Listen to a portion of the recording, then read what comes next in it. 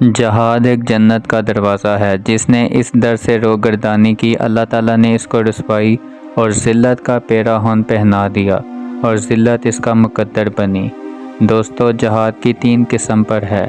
وہ جہاد جس کے ذریعے تم مخالفوں پر غالب آتے ہو اور یہ ہاتھ کا جہاد ہے، اور وہ جہاد جو زبان سے کیا جائے، اور تیسرا جہاد دل کا جہاد ہے کہ دل میں اچھا کام اور سوچ رکھنا۔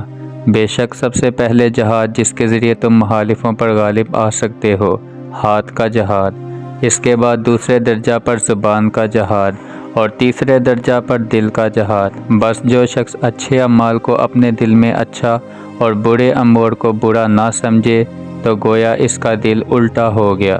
اور بے شک جو شخص اپنے نفس سے جہاد کرے اور اپنے غصہ پر غالب رہے اور اپنے پروردگار کی اطاعت کا محافظ بنے، اسے اللہ تعالیٰ روزہ دار اور شب بیدار کا ثواب عطا فرماتا ہے۔ بے شک سب سے افضل جہاد یہ ہے کہ آدمی اپنے نفس کے ساتھ مجاہدہ کرے، اور بلا شبہ بہترین ایمان یہ ہے کہ آدمی اپنے آپ کے ساتھ انصاف کرے۔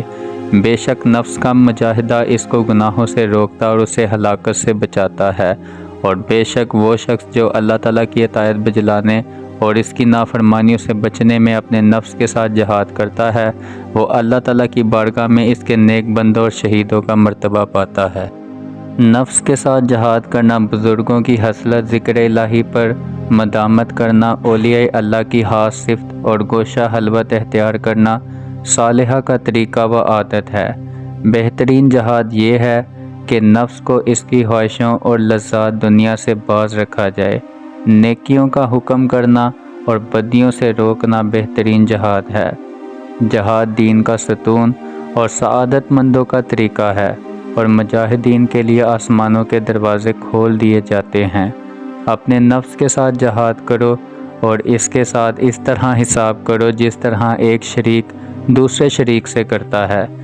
بے شک اگر تو اپنے نفس کے ساتھ جہاد کرے گا تو اللہ تعالیٰ کی اطاعت بجلائے گا تو وہ تجھے عذاب سے نجات بخشے گا۔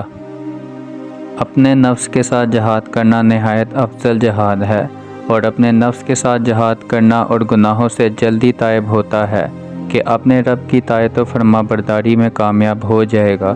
اللہ تعالیٰ نے جہاد کو اسلام کی عزت بڑھانے، نماز کو تکبر سے صاف ستھرا کرنے کی عرض کی ہے، زکوٰۃ کو مسکینوں کو روزی پہنچانے کے واسطے، روزوں کو اخلاص حلق کے آزمانے کو، اور حج کو تقویت دنیا کے واسطے فرض و مقرر فرمایا ہے۔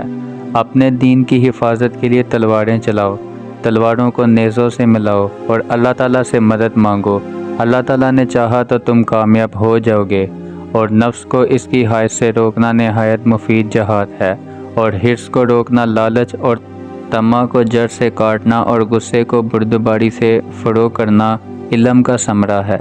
کسی شخص کو میدان میں آنے کا مقابلہ کے لیے مت بلاؤ، اور اگر تجھ کو کوئی بلائے تو پھر پیچھے نہ رہو، کیونکہ جو شخص مقابلہ کے لیے پہلے ہاتھ اٹھاتا ہے وہ سرکشی کرتا ہے، اور سرکش ہلاک ہو جاتا ہے۔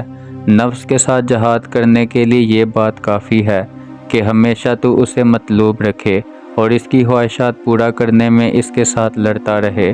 بہترین دولت مندی نفس کا غنی ہونا، اور بہترین جہاد نفس کے ساتھ لڑنا ہے۔ نفس کے ساتھ جہاد سے بڑھ کر کوئی جہاد نہیں ہے۔ خبردار، جہاد نفس جنت کا مول ہے۔ جو شخص اپنے نفس کے ساتھ جہاد کرتا ہے وہ اسے اپنے قابو میں کر لیتا ہے، اور جنت جیسی عمدہ نعمت اس کے بدلے پا لیتا ہے۔ مگر یہ عارفین کا کام ہے۔ مجاہدہ و جہاد کی غایت یہ ہے کہ انسان اپنے نفس کے ساتھ جہاد کرے۔ نفس کے ساتھ جہاد کرنا جنت کا حق مہر، خواہش نفس کے خلاف کرنا جنت کا مول ہے۔ مولا علی فرماتے ہیں کہ گناہوں کو چھوڑنا سخت اور دشوار ہے، مگر جنت کو چھوڑنا اس سے بھی زیادہ سخت اور ناگوار ہے۔ ہم حوض کوثر پر بڑی رغبت سے اس کا پانی پی رہے ہوں گے کہ ہم اس سے اپنے دشمنوں کو ہٹائیں گے اور اپنے دوستوں کو پیالے بھر بھر پلائیں گے، اور جو شخص اس کا ایک گھونٹ پی لے گا وہ اس کے بعد کبھی پیاسا نہ ہوگا۔ جنت صادقین کا مقام اور نیکوکاروں اور صالحین کے رہنے کی جگہ اور جائے قیام ہے۔ اللہ تعالیٰ نے بندوں کے حقوق کو اپنے حقوق کے لیے گویا پیش خیمہ بنایا ہے۔